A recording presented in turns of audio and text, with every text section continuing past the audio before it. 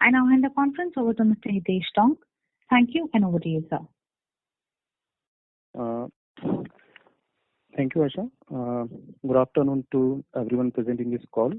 ICICI Securities welcomes you all to the Q1FY21 earnings call of VGuard. From the management, we have with us today Mr. Mithun Chittalapalli, MD, Mr. Ramchandran, Director and Chief Operating Officer, Mr. Sudarshan Kasturi, Senior VP and CFO. I now hand over the call to management for their opening remarks, post which you can take a question from the participants. Over to you, sir.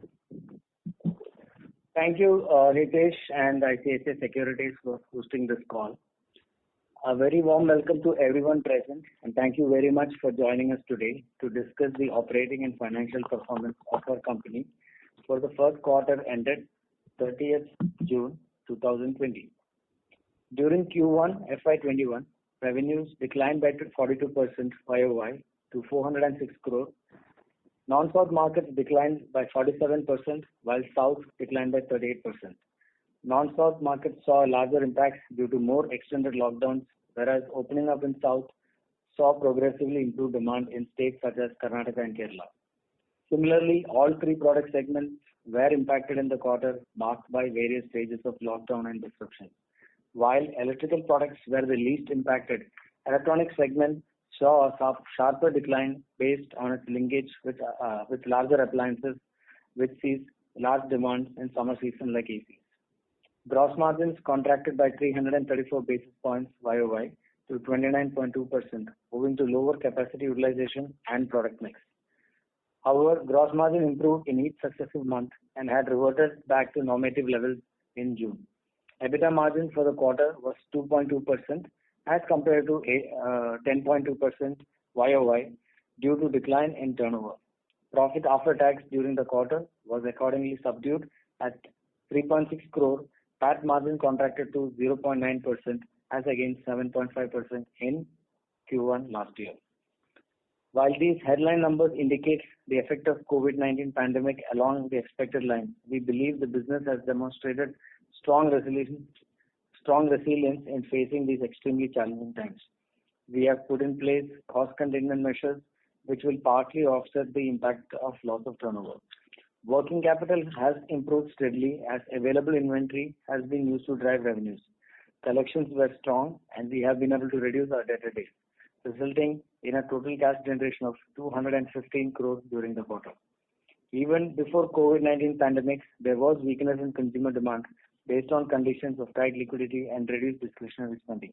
FY21 had opened in difficult circumstances, but we believe that the situation reverts to greater normalcy. We have the requisite framework to drive volume growth momentum by expanding further into non-South markets, introducing new and innovative products, and entering additional product categories. We have put in place best-in-class processes and systems to future-proof the organization and create the framework for a secular growth. We will continue to build upon our competitive positioning in the consumer electricals, electronics, and consumer durable industry to drive value for all stakeholders. On that note, I would like to thank you once again for your participation and would like to hand over the floor to the moderator for question and answers. Thank you. Thank you very much. We will now begin the question and answer session. Anyone who wishes to ask a question may press star and 1 on their touchtone telephone. If you wish to remove yourself from the question queue, you may press star and 2. Participants are requested to use hand.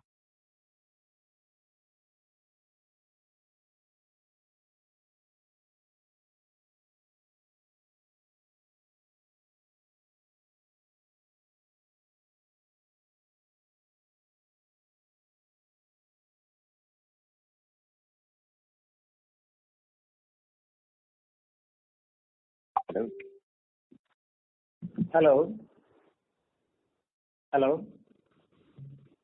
Yeah, Mithun.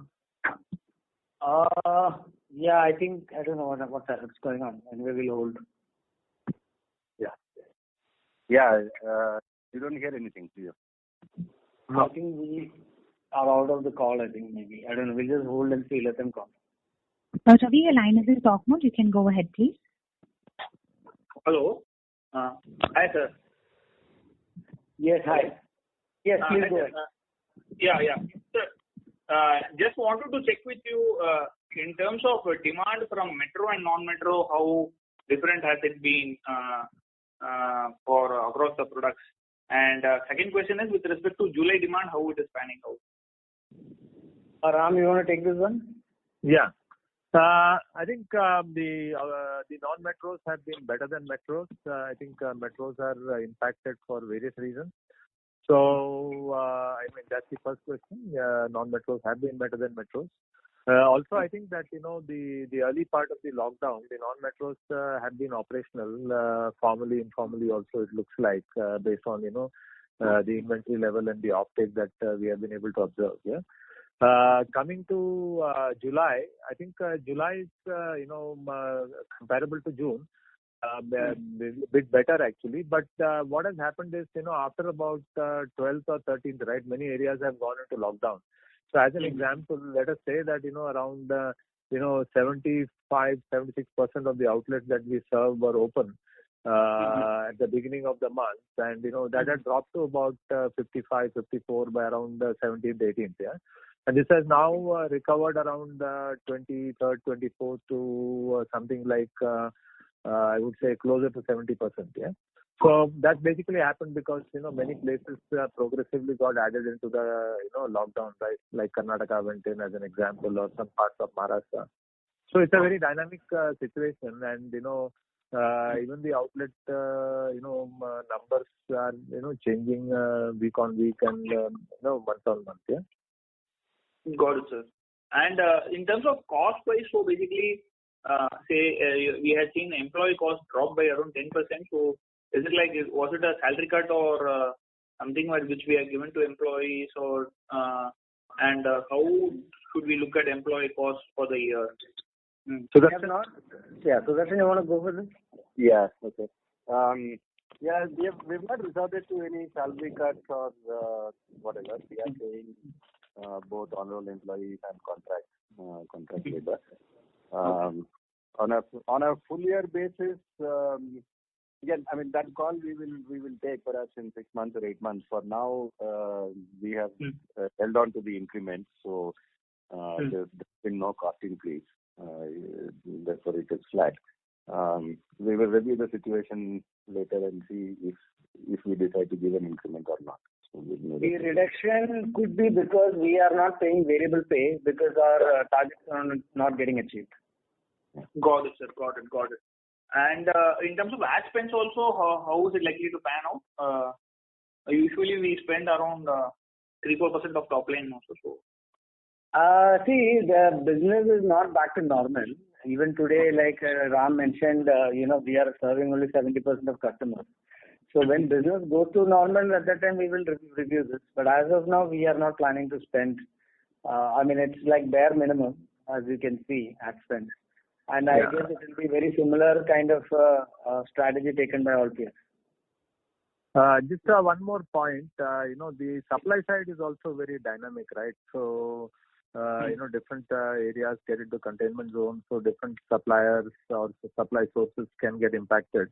And also, the attendance is, thin and weak, generally operating between 50 to 70% at these places.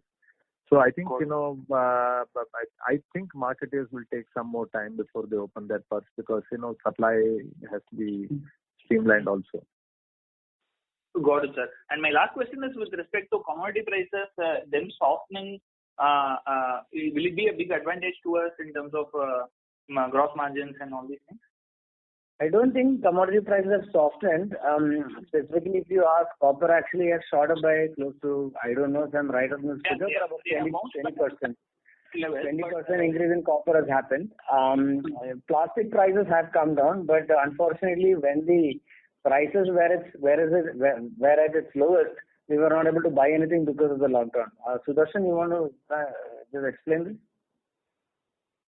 No, it's next year. The copper prices have gone up, and that sort of gets reflected in the wire selling price when we convert. Okay. It's not much of an impact the other they don't make too much of an impact. We have not seen huge reduction in commodity prices vis-a-vis, let's take Jan or Feb in other materials. Yeah. Got it, sir. Yeah, thanks a lot for the. Thank you. We would request the participants to please press star and one to ask a question. The next question is from the line of Renu Baid from IIFL. Please go ahead. Just to understand a bit more on the inventory side, you mentioned that the company has pretty much used the inventory which it had to drive revenues. So how would be the inventory across the channel partners also? And have we seen the channel partners starting to upstock again, or they continue to remain a bit more averse on the pre-stocking trends? Ram, you want to take this? Yeah. Channel partners today, inventory is, what I would say, inventory has normalized. I would say a little lower than normal. I think on an average, what we are observing is, inventory would be down to about 30 days, including, we are looking at I'm talking about a total channel inventory, which is a bit lower than normal because, this includes the direct and indirect. So, yes, there is, they are, thinner than, what they would be before. But I think this is also how they are operating now compared to the way they were operating before. Sure. So based on the feelers that you have from the market in terms of consumption patterns, what is the expectation of we getting back to normalized 100% levels as last year? Should festive season be the next catalyst for demand to pick up, or do you think the demand trends have been much more significantly impacted from a medium-term perspective? See, I think we are in a position where we are not able to predict. Please understand this is a health issue, so without a health solution, really neither me or Ram or Sudarshan will be able to give you an answer on this. It is really depends on, when the country is able to tide over this crisis together and the markets one by one can open fully. Every day, every district is a different case, so it's very volatile in that sense. So it is very difficult to make any kind of prediction. Ram, you want to add anything to this?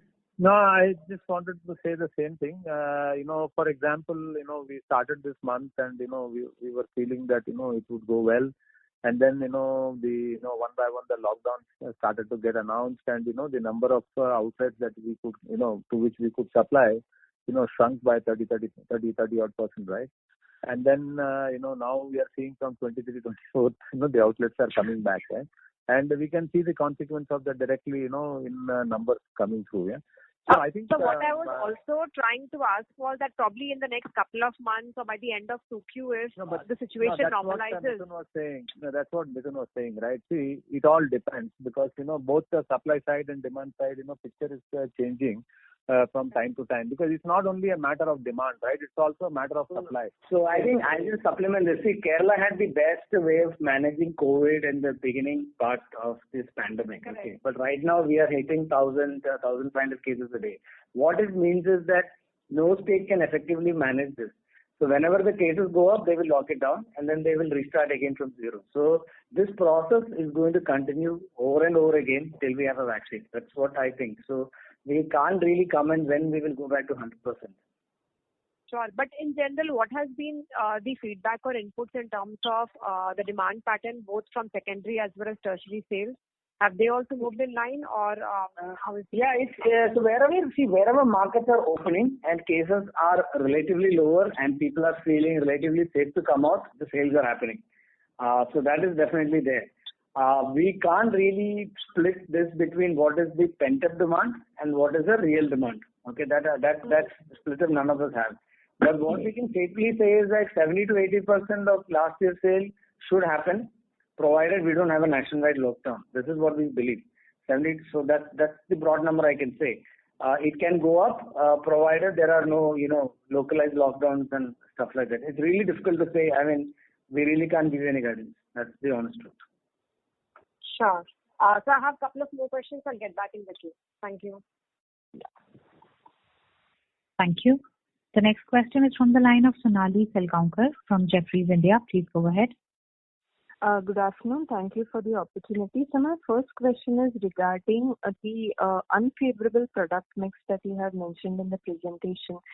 Any more color you would like to add as to which appliances, have led to the maximum impact on our gross margin?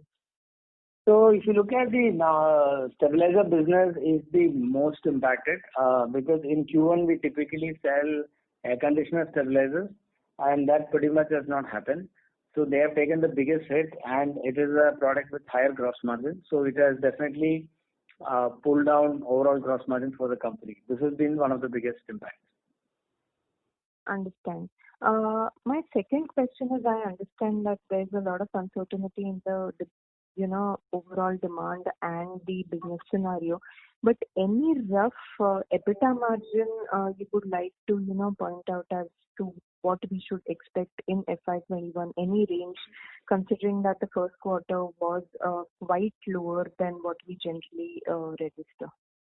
See, I think what we've seen is that we have given in the analyst presentation month-wise gross margin for April, May, and June. So that gives you some color that, at that kind of a revenue in June, what we did, that kind of a gross margin is possible. That's all I can say as of now. Sudarshan, you want to add anything to this? Yeah, that's all. I think if we are able to sell maybe 80 to 90% of last year, margins will look like that. That's the best we can. So I think if you are able to do 80 to 90% of last year, we could hit 9 to 10%, between 8 to 10% EBITDA margins, correct? Yeah, something like that. Yeah. Something like that. But that's all we can say. Understand. So in our factories right now, what kind of utilization are we operating at? Ram, you want to take this? Yeah, I think wire factories are, running, full steam. So the electrical categories are having good demand, right? As I think Mithun outlined in his statement. So there, the capacity utilization is, very good. Yeah. And, in the other cases, the, utilization is lying with, normal business requirement at this stage. Because what we did is, our focus initially in the first 2 months was to go, make sure that, we collect all the monies and, our cash position gets better. So our focus, I would say in May and June was primarily towards, collections and, and that we have been able to get to a reasonably decent place. So, and mostly, therefore, we have focused on, utilizing the, available inventory on hand. And, our factories have started, somewhere around middle of June, barring the wire factory. So, so what I would say, June, July, their run should be, okay. Should not be an issue. Yeah. So we are basically supplying to whatever demand that is there. We are not going to produce and then force the sales team to sell. So that's what I think the basic point is. Thank you. Sonali, we would request you to please come back to the question queue for any follow-up questions as we have several participants waiting for their turn. Also, we would request the participants to please limit your questions to 2 per participant. The next question is from the line of Achal Lohade from JM Financial. Please go ahead. Yeah, thank you for the opportunity. My first question was with respect to, in terms of the demand pattern, are you seeing any down trading in general in the industry as well as for our products? And 2, are you also seeing any disruption at the in the unorganized industry? So as of now, we can't get any clear trends on down trading. Like Ram mentioned, one of the products that is selling very well is wires, where we only have really 1 or 2 SKUs in terms of pricing positioning. So really we can't measure that. We have not seen that premium product is not selling and non-premium product is selling. We have not seen that kind of a trend. Sales are secular in that sense. I think we have to understand that what's right now happening is a full demand. That means actually retailers and distributors are calling us for stocks and then we are supplying. We are not shoving anything down the pipe or channel. So what we believe is, what we are supplying to is kind of like the normative demand. That is the first part of the question. So no, we don't have any evidence of downgrading as yet. What was the second one? With respect to the unorganized industry? Yes, in the case of wires and cables, definitely we are feeling that there is an absence of the unorganized industry, and definitely all the brands are benefiting as of now. Yes, that evidence is there. In the other product categories, sir? No evidence. No. Got it. And the second question was with respect to the debtors. I see that QOQ we have seen a reduction in the inventory. Can you help us with the channel financing which was as of March 20 and June 20? Could you please help us with that? Sudarshan? Between March and June, there's not much difference. It's about the same. Would you be able to help us with the quantum, sir? The reduction in debtors is an actual reduction in debtors, not because of channel financing. Correct. I think Sure. Would you be able to give the quantum of what is the channel financing outstanding as of June? The outstanding? Or rather, channel financing done as of 30th of June? Quantum? What is the total book of channel finance? Total outstanding will be about 80 or 90 crores. Got it. Great, sir. I'll come back in the queue for further follow-up. Thank you. Thank you. The next question is from the line of Mayank Bhandari from BNK Securities. Please go ahead. Yeah. Thanks for the opportunity. Sir, I wanted to understand particularly the consumer durable. How has been the growth in different categories like fans, kitchen appliances? And considering that we have a low base, the growth looks, this is a pretty sharp degrowth given that other competitors have given good commentary in terms of kitchen appliances, air cooler, and fans. Ram, you want to take this? Yeah. So I think we, as Mithun said, we are not aggressively pushing numbers into trade at this time. We are just feeding whatever demand is coming from the market. Yeah.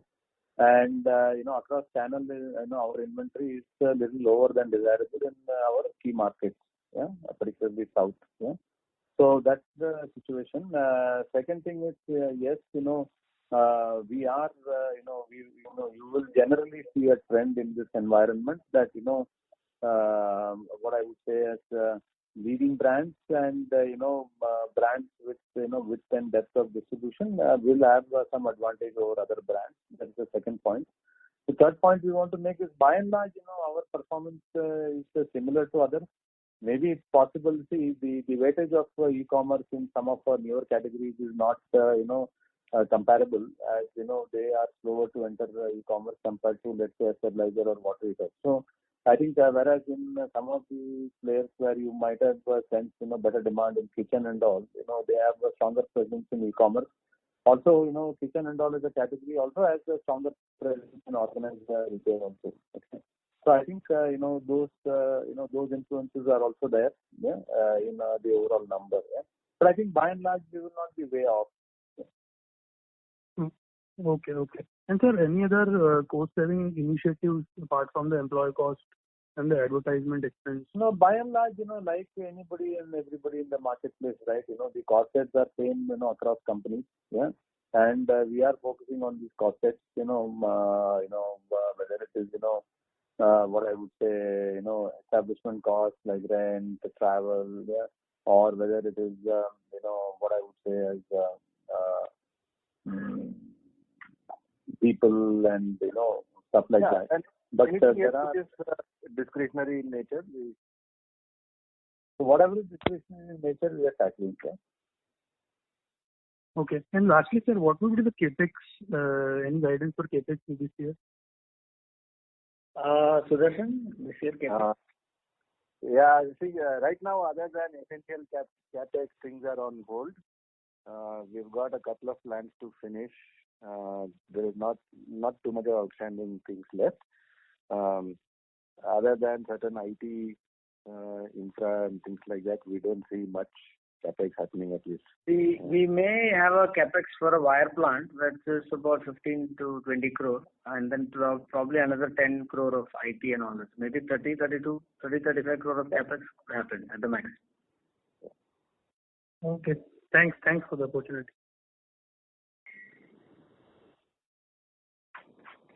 Thank you. The next question is from the line of Bhavin A from SBI Mutual Fund. Please go ahead. Thank you for the opportunity. Just one question from my side. Given the current pandemic, what is it that you are doing differently, which will help the company improve more on a structural basis?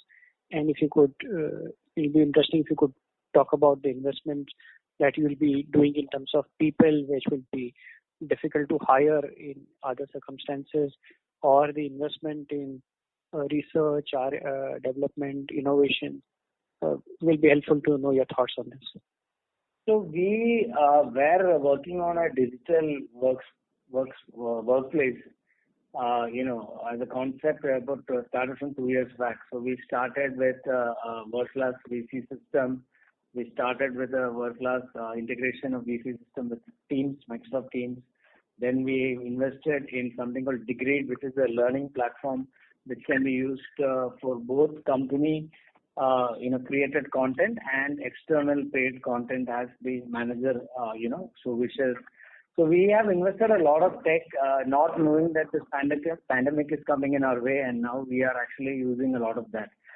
We have constant training programs for not only our own employees but even for key channel partners and their staff on how to sell a particular product to customers, technical selling. So we are using this time to beef up, those kind of activities because there is absolutely no, visibility on when, people can go visit the market, whether it's safe to visit the market and all that. So all the work is done over phones and, video conferencing.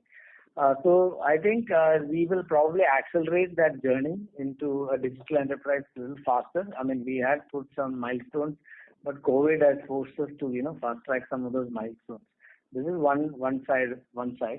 In terms of people hiring, I think from 2015 to 2020, we have hired quite a lot of people, and you will see our ballooning of employee costs that has happened. So I don't think we need to hire any more key resource. Not a lot of people and positions are left to be filled, in my view. There are very few and far between, which when we find the right resource, we will take them on board. The second is on e-commerce. We started the journey on e-commerce 2 years back, and now we are getting very good traction. Our margins on e-commerce are far superior than what we do in any other channel, and it's growing very, very fast. And we have even launched certain products where e-commerce is the first channel of choice, and we only will launch them in offline much later. So all these experiments are working well. I will also ask Ram to supplement any more to these. So actually, we've been having a long-term journey for organizational capability building. Yeah? Much of the focus, the last 5 years have been on the supply side. Yeah? And mainly, we've been working on cost. We've been working on insourcing manufacturing. Yeah. And we have also been working on working capital. Yeah, so that's been our work, and there are some proofs related to that which we should be able to capture over a period of time. But more than the financial benefits, or the capability that is getting built, these are also built on a robust digital friendly what I would say tech ecosystem. Yeah. So I think that a lot of focus in VGuard has been on this over the last 5 years, and which I think maybe another year or two we will continue, so that our work on the supply side there will be complete and comprehensive. Yeah? We have commenced work on the market side, fundamentally to help us to build leading capability on the market side, where we are trying to embrace technology into our what I would say marketing process. Yeah? And this work is just we started about 6 months back before the lockdown has started. that's something that we will continue over the next 3 to 4 years. These are like long-term journey, and fundamentally, what this journey is doing is helping us to leapfrog our capability, whether it's manufacturing, whether it is product, whether it is go-to-market. It's fundamentally building leading capabilities in this area. And also what it is doing is, this is all being, accompanied with a roadmap for the enterprise digitization, which Nikun was, earlier referring to. The near-term benefit of enterprise digitization is basically connecting the organization for employee productivity, which I think we outlined, and the long-term benefit is related to some of the areas that I've talked about. So we have a pretty robust program. I mean, this is a program which has been on for the last 4 to 5 years, and we have a roadmap for the next 3 to 4 years. And, we are busy focusing on that, and we are busy putting that in place. Yeah, thank you so much for an elaborate answer. Much really appreciate it. Thank you. The next question is from the line of Akshay Bhor from Premji Invest. Please go ahead. Hi team, thanks for taking my questions. I actually want to understand a little bit on the historical performance. If I look at pre-COVID, about 4 to 6 quarters, the performance has been slightly tepid, both as compared to your own historical performance, and then even with respect to peers as well. And this is in light of very good summers last year, should have been favorable to some of the portfolio, and then winters as well. So just wanted to understand what is it that is kind of how can we attribute this underperformance to, what can we attribute and within that specifically, is there any component of newer competitors that are coming into especially in the Kerala market that you pointed out sometime in the past? Any color here would be helpful. Thanks. So see, what has been happening is, I think post demon and GST, the market growth had slowed down significantly for all players. So every company in India was getting into every product category, and we also got hit in that mishmash wherein which maybe 20-30 brands entered water heater business, which is a 1,500 crore category. And then the same thing happened, with even stabilizer. I'm told that Philips also now has stabilizers. So people started looking at companies with decent margin, and they started entering categories. I should not be talking about it because we have also entered a decent category. But the thing is, when everyone in the market tries to enter every category, there is going to be a bloodbath, and that you will see not only with us. In time, you will see with other companies as well. So yes, there is a period where we have to, show restraint, not, react by dropping price and all that. We have lost share also. We have lost revenues also. But our margins are intact. I think after 4-5 years, many of these people will leave. I mean, and you will hear about many of these companies getting into trouble also. I don't want to specifically name them, but we have some companies who, into batteries that got into kitchen appliances, that got into trouble. So stuff like that keeps happening. So we can't really stop, competition. It's a free country. Anyone can do pretty much anything. So we're not really 1 or 2 quarters. But if you look at the last 5 years, we have worked significantly to improve our gross margin. And this has also happened because we chose to do where we will do business. We chose to, walk away from categories. So we have shut down a loss-making power cable business that was doing close to 90 crores 6 years back. We have shut down, agricultural pump business that was doing 40 crores 5 years back. So last 5-6 years, we have also restructured a lot of our portfolio to have a sharper focus. What does it mean is that yes, year on year you will not see such great revenue growth, but our business is very healthy and we are more sharper focused, and it gives us bandwidth to go after categories that are of better margin profile. Ram, you want to supplement? Yeah, couple of things.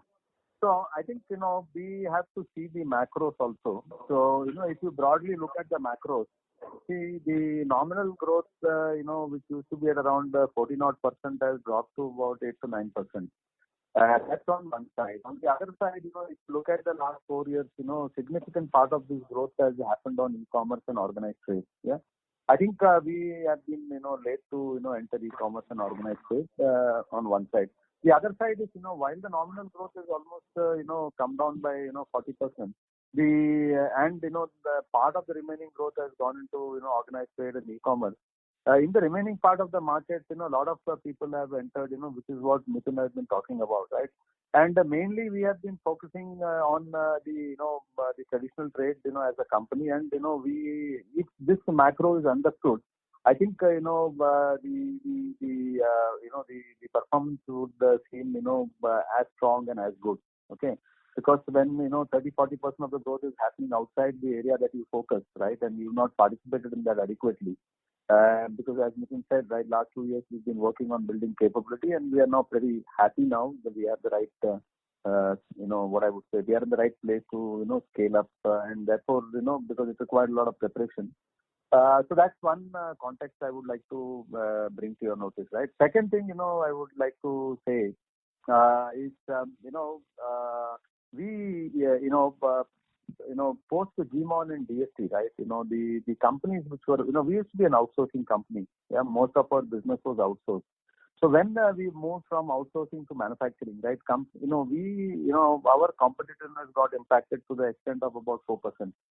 So we, that was the outsourcing, gave us the advantage to be able to compete with people who had, strong and deep market positions, and which is why you will see now that progressively in the last 3-4 years, we have gone in for insourcing manufacturing to the company. Yeah. So I think this period is also a period where we have overcome this challenge, where we lost this competitiveness, and and we were able to restore our margins and hold and improve our margins in this environment, because it meant that relatively we have to improve our price positioning in the marketplace. Yeah. 4% is a huge impact. Yeah, that's the second thing. The third thing is we've been focusing on making sure that we are able to generate and convert our profitability into real cash. Yeah, and you would see that you will see that in our books today. And you will also see that much of the capex investment that has happened, where you set up 5-6 factories over this period, 4 or 5 factories over this period, and some of them are work in progress. This is a consequence of our ability to generate cash in the business. Yeah. So our focus has been fundamentally to make our business strong and robust. Make sure that we become healthy and our gross margins are protected and improved. I think we have improved our gross margin to the extent of around 6 to 8% over the last 5 to 6 years. Half of it has gone back into the business in terms of investment, right? To meet the cost on people that we have added and the investment that we have made on the technology side, right? So we are putting money back into the business so that we become strong and we become competitive. Yeah. So we have invested in manufacturing capability and R&D and product design and development. Yeah. And the fruit of this will be visible over a period of time, right? So. Thanks. This is very detailed and candid as well. Just a quick one, if I may, on the margin front, EBITDA margin front, any aspirations that you have? I've seen your gross margins have seen a very smart improvement last year. Any targets, and also if you could indicate what is the price differential in the non-South region now, which you used to indicate earlier? Anything on that front would be helpful. Yeah. See, we had earlier stated that we would like to get 10% and then improve 0.5% EBITDA every year. But this is at a time when sales were at a normal run rate. Today sales were the quarter gone by 60% of what it should have been. So it's very difficult to say that. So the gross margin will get converted into EBITDA margin the moment sales at 80 to 90% of the usual business, and which I think it has happened in the month of June, and we are hoping that it can happen going forward. That's as far as the EBITDA margin is concerned. What was the second one? Trying to understand the pricing differential that you used to talk about in the non-South region. We now don't have much of price positioning difference between South and non-South. We have kind of normalized. I would say it's very negligible. Sudarshan, you want to add anything to this? Yeah, the prices of South and non-South more or less are the same. There could be some tactical schemes here and there that we run, but otherwise there's not much difference to speak about. For example, there are some markets in non-South which mirror our margins in South, or probably better. And in terms of gross and EBITDA. Yes. Thanks. Thank you. The next question is from the line of Charanjit Singh from DSP Mutual Fund. Please go ahead.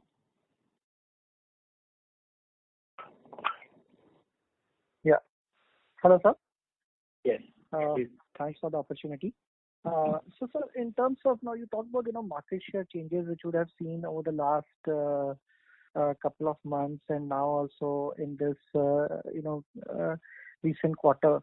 So you can highlight any major segments where you would have lost or gained share, or region-wise they would have seen the intensity much more significant in any particular product segment. If you can give color on that aspect. Ram, you want to take this?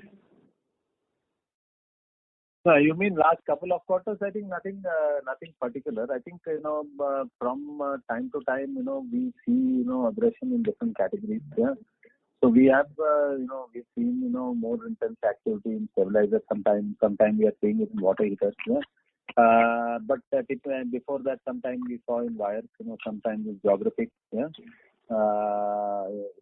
But usually what happens is, then of course, we of course try to protect our interests. Yeah. But invariably that comes with a lag.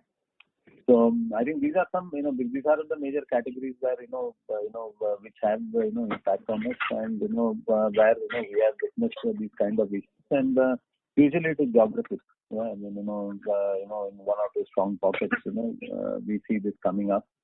But it takes, once we sense that, it's getting strong, I think, we react and, but then, we lose some time in the process. Yeah. Okay. But nothing, sustainable. I think let me answer it in this way. We decided that we will not buy market share by giving discounts. So let me put it that way. Okay. Okay. So we block. So what happens is, we block. So we will block. If we find that the action of someone is hurting us, so we will block that in that place. Yeah. But then in that place. Yeah. Yeah. Okay.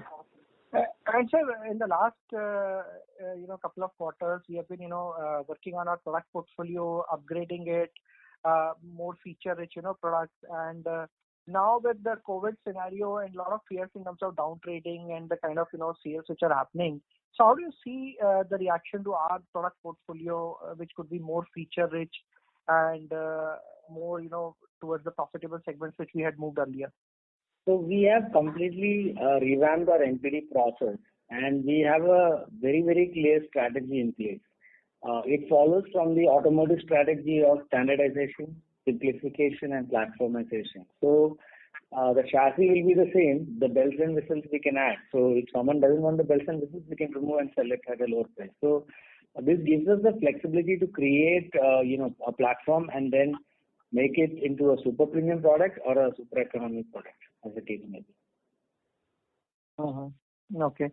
And so lastly, on the channel mix front now, how is our channel mix, e-commerce versus wholesaler driven or direct distribution? How is the mix, and how do you see now with a lot of technology investments which you have done, do you think that channel mix can change in the favor of e-commerce significantly? And which product segments are you seeing more traction on the e-commerce platforms? And how is the pricing differential in that? Yeah. So Ram, you want to take this? Yeah. So I think you can look at it at company level or related category level. I say related category because if you eliminate some categories like wires, switches, switchgears, pumps, right? These are not e-commerce friendly categories. But otherwise, at a company level, we would be at maybe 2 to 3%, closer to 3%, and at related category level, we'll be about 5 to 6% today. Yeah? But this is growing fast because the fundamentals are in place, and we have tested that over the last 2 years. Yeah? And as we are able to bring more offerings in, we expect to see traction. Obviously, the traction will be more in categories, where, we have historical strength. So typically you will see a stabilizer, a water heater, getting that, a fan or, kitchen, getting, good traction. Yeah. So I think obviously in order of, our strength in the different categories. Yeah. Okay. And sir, in terms of wholesaler versus so we are not generally wholesale focused. So mainly, we have been, focused on direct dealing and distribution. Yeah.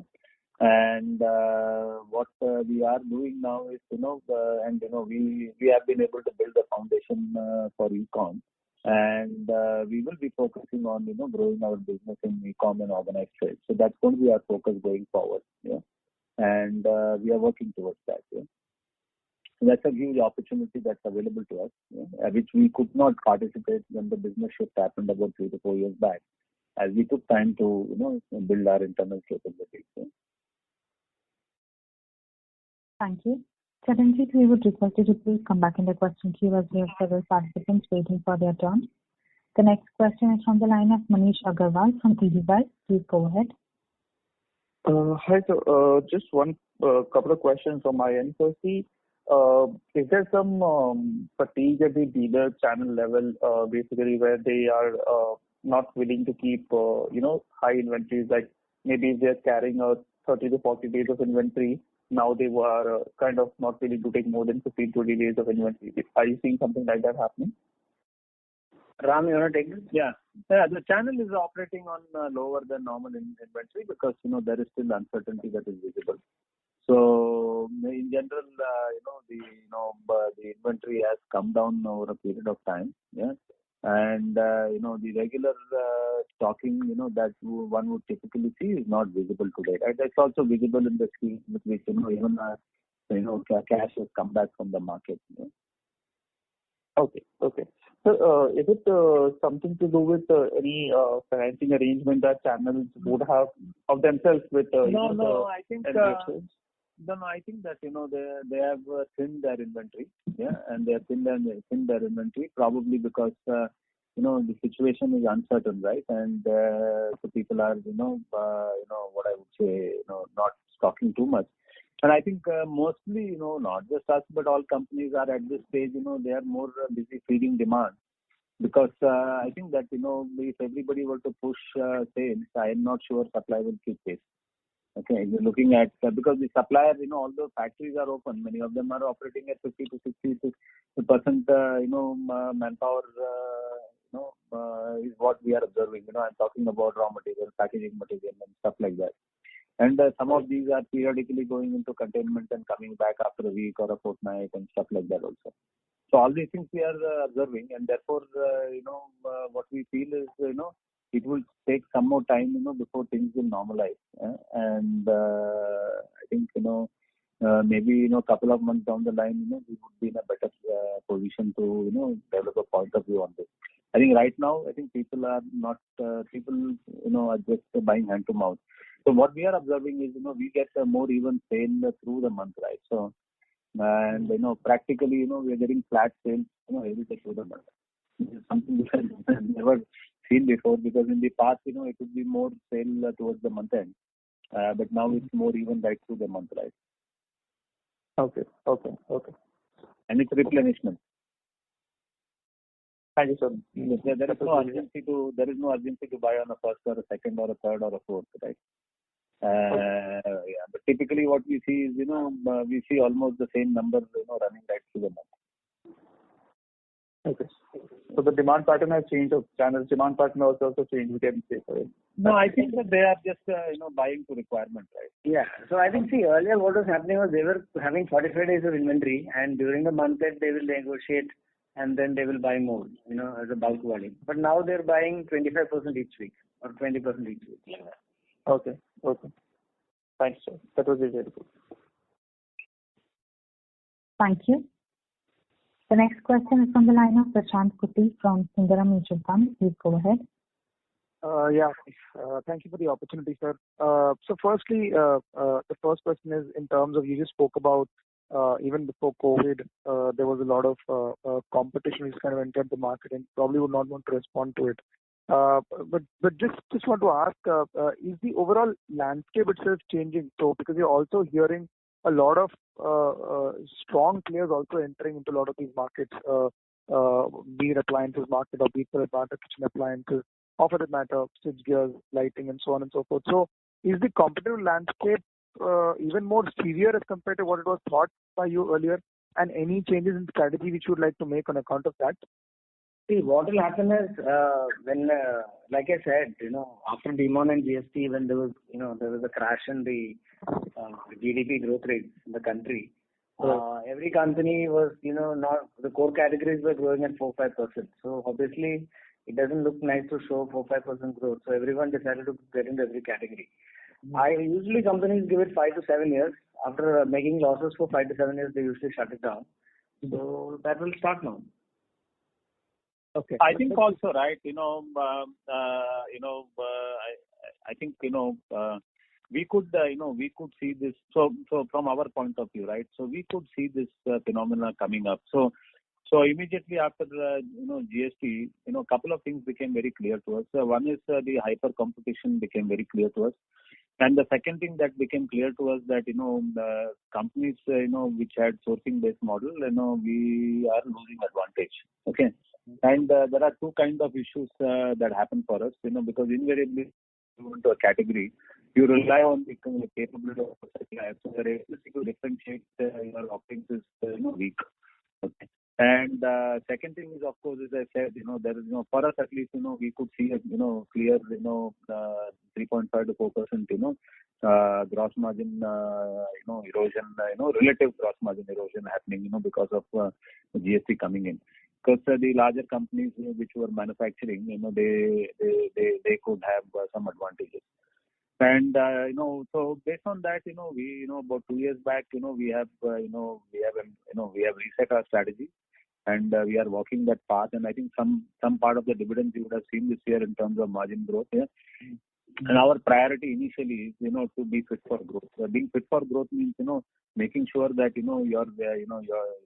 your business has the right margin structure, yeah, and is churning sufficient amount of cash so that we can invest back into our business. Yeah? So that's our focus, and we are running business with that in mind. I think that's what Mithun was trying to say earlier. I was one more point to make is when like if you say if the period of growth, if there is a strong growth happening in the country, it is much more easier to get into a new category and grow than in a recessionary kind of an environment like what is today. So when market is growing at 15%, market leaders may not even notice that their share is getting lost. But whereas when market growth is 5%, for you to grow, literally someone has to degrow. So that's when the hyper competition starts. So I think now the Indian companies would have realized that it's not easy to enter new categories. It's a long-term haul. So probably the only serious players will remain. Of course, someone will launch and then they will drop price by 20-30% and get some share and all that. But then how long you will do this? You will do it for 3 years, 4 years. After that, eventually you will have to somehow think about making money out of it, right? Sure. And my second question is, given the current environment, you spoke about that even channel is probably not really liquid. Well, it could be a short-term phenomenon, but you said the channel is also being a very more agile in terms of stocking inventory as well. In this period, are we also looking at probably cutting off some of those low churn products for us, or probably any of those low churn categories for us? Anything on the product front which you're trying to do that probably focus on certain categories, and which would they be, if I may ask? So, anything on that front if you could speak on that? So, see, we did not wait for a COVID attack to start doing this. Like I said, we stopped LT cable in 2018. We stopped agricultural farm last year. So we are not afraid to admit mistakes and shut it down, because if ROC for a product is not happening, if the strategic value of the product is not there to the company, we will shut it down. We have no problems in disclosing it. We have no problems in taking the hit. We have written off an entire plant of some 20 crore, which is LT cable, that was done about 3 years back. So as a company, we are not afraid to do these things, and we'll continue to do it, whether there is COVID or no COVID. Okay. Thank you very much and all the very best.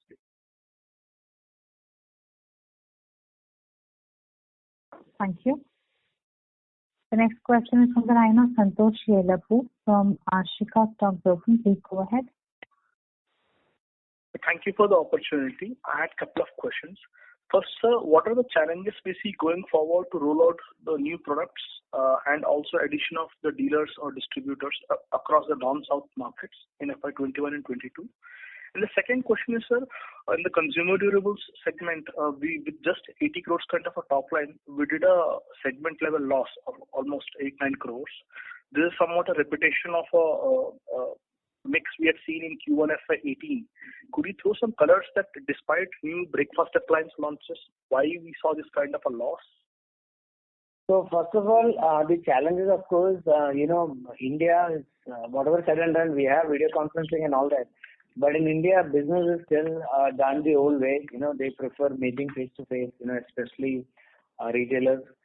They are, a specific stereotype that they really believe in, meeting face to face. So this, as long as this face to face meeting and product launch functions and tours and all those don't happen, it is always going to be slightly challenging to go to a new dealer. I mean, you can't just call up a new dealer on the phone and say, "Can you be my dealer?" I mean, so that's going to be one task. But however, we hope that there is some, vaccine, that is coming in our way, and then, probably our sales team can, restart travel.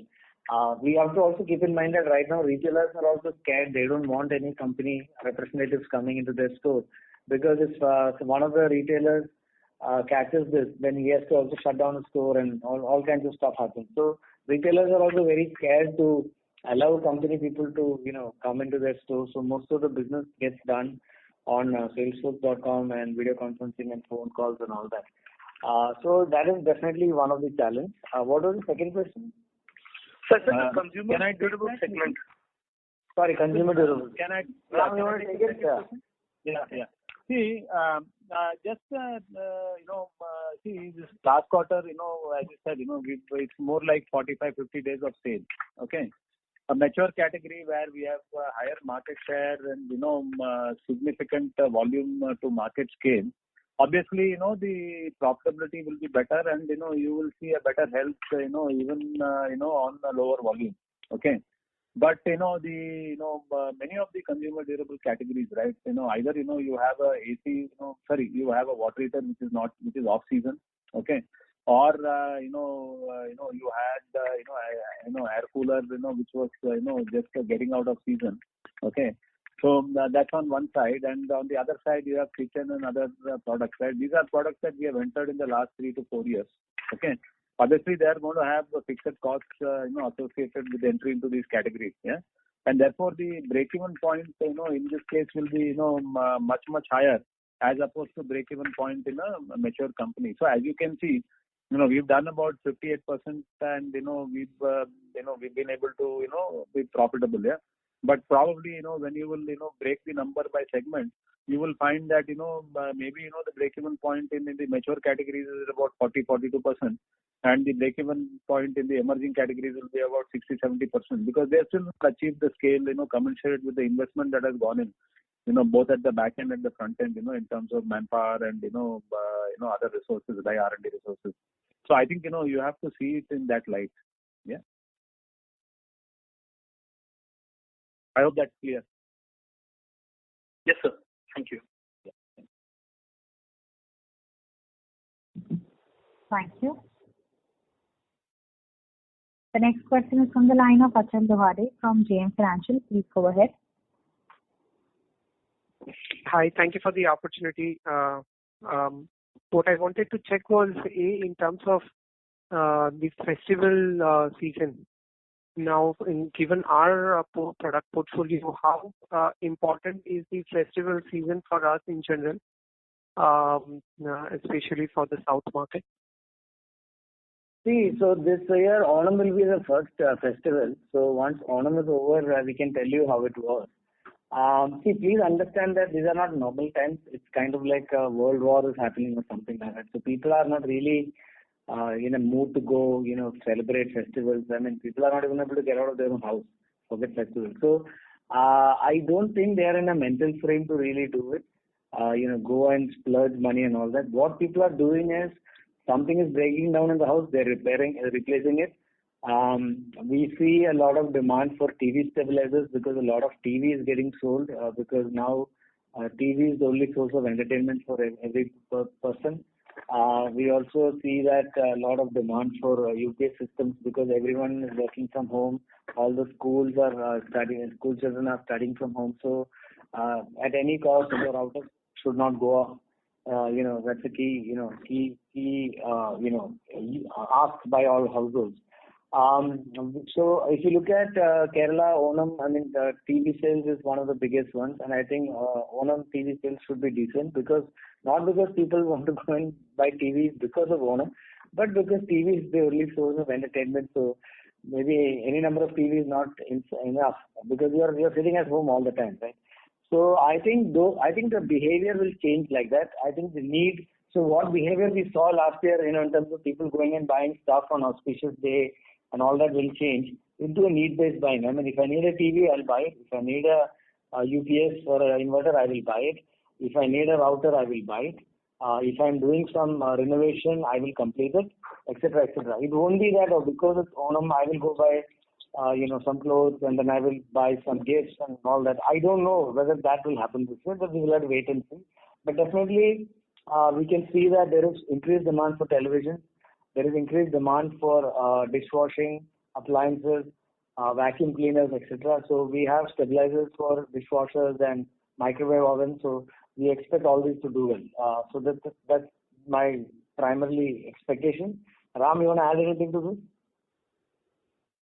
Yeah, I think pretty much what you said.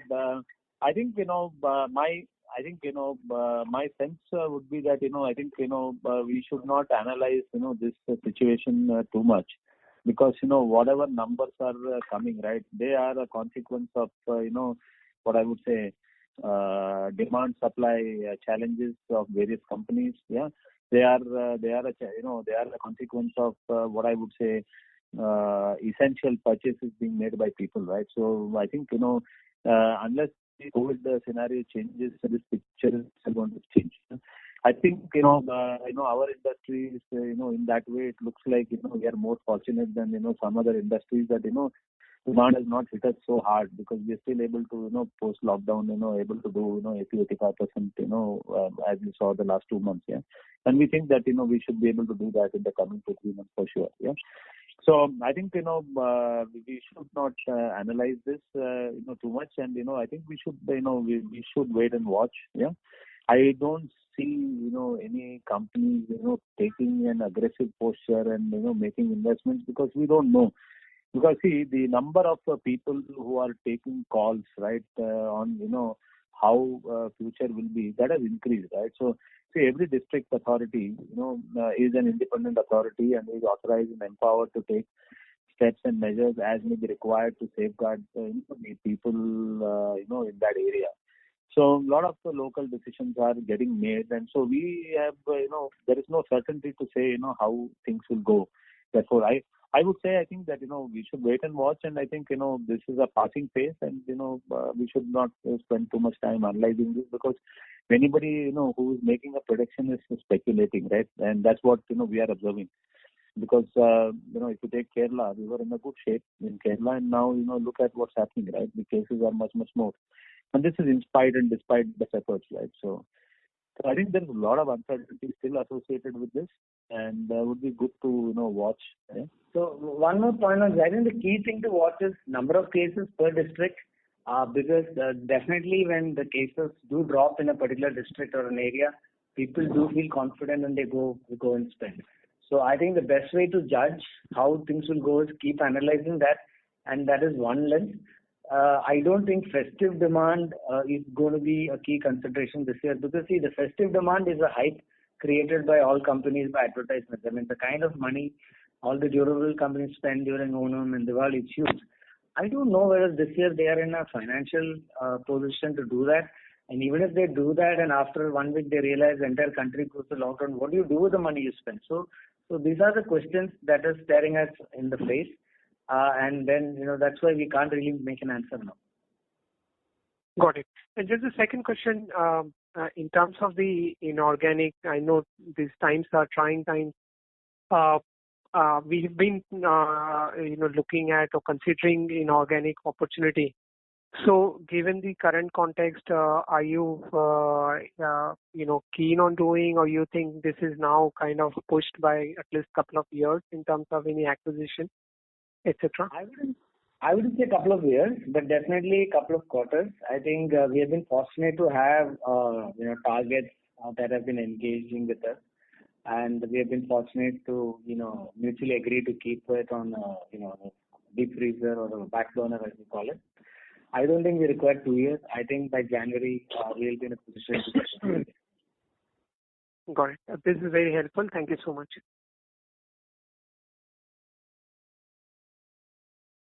Thank you. We would request the participants to please press star and 1 to ask a question.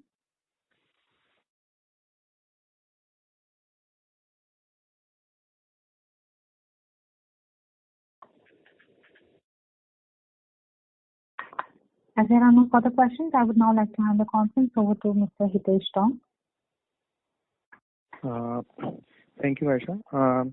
Thank you, sir, for your comments and insights, sir.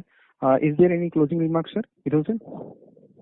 No closing remarks. Thank you, ICICI, for hosting this call, and let's hope that we can overcome this pandemic. And everyone, please stay safe and listen to your local authorities.